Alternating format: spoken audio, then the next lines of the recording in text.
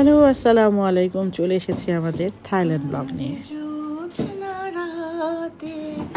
সবাই গেছে বনে আজ। আমার বিবাহিত জীবনে 24 বছর বয়সে এই প্রথম আমি আর রায়হান কোথাও একা একা যাচ্ছি। আমরা একটা দারুণ জয়েন্ট ফ্যামিলিতে বসবাস করি, তাই কোথাও বেড়াবার সময় আসলে সবাই একসাথেই যেতাম।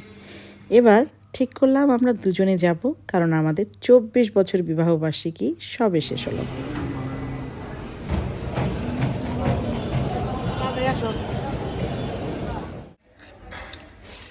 অনলি খাওয়া ইজ রিয়েল, আর সেটা যদি হয় ভাত, তাহলে তো একদম পিওর রিয়েল।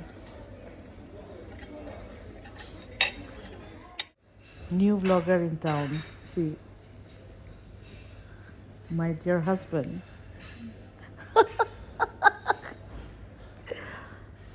আমাদের ফ্লাইট ছিল সকাল 9টায়। ভোরে খুব জলদি উঠে আমরা এয়ারপোর্টে চলে গেলাম। ইমিগ্রেশন শেষ করে নাস্তা করলাম।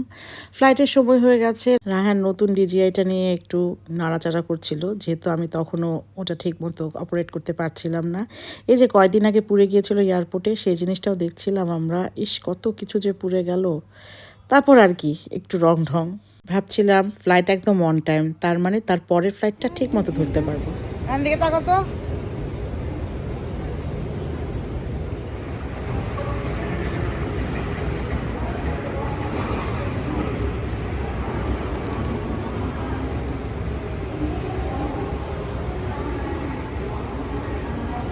কেমন আছো?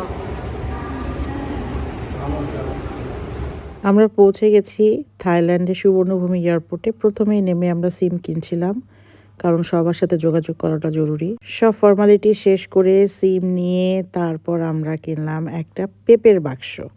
থাইল্যান্ডের পেঁপে সাংঘাতিক মজা।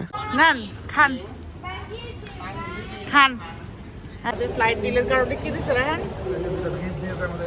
এটা গিফট না, এটা খাবার, খাবারের বক্স। আমরা এখন খাবো, সাথে পেঁপে খাবো, 150 বাতের পেঁপে। চলো। 3 ঘন্টা ফ্লাইট ডিলে করার পর আমরা পৌঁছালাম ফুকেটের এয়ারপোর্টে। এয়ারপোর্টটা ছোটোখাটো, বেশ সুন্দরই। চলে যাচ্ছিলাম হোটেলের দিকে। আমাদের হোটেলের লোকেশনটা খুবই চমৎকার জায়গায় ছিল, পাতং বিচের কাছে, বাংলা স্ট্রিটের একদম কাছাকাছি। আর এত বেশি হ্যাপেনিং ছিল জায়গাটা, ঢোকার সঙ্গে সঙ্গে সেখানকার গান বাজনা, খুবই চিল একটা মুড চলে আসলো। ভোর 5:30টার সময় বাসা থেকে বের হয়ে ব্যাংকক থেকে ফুকেট, শেষ পর্যন্ত গন্তব্যে পৌঁছালাম। হোটেল রুমে ঢুকে দেখলাম রুমটা বেশ বড় এবং ছিমছাম সাজানো গোছানো।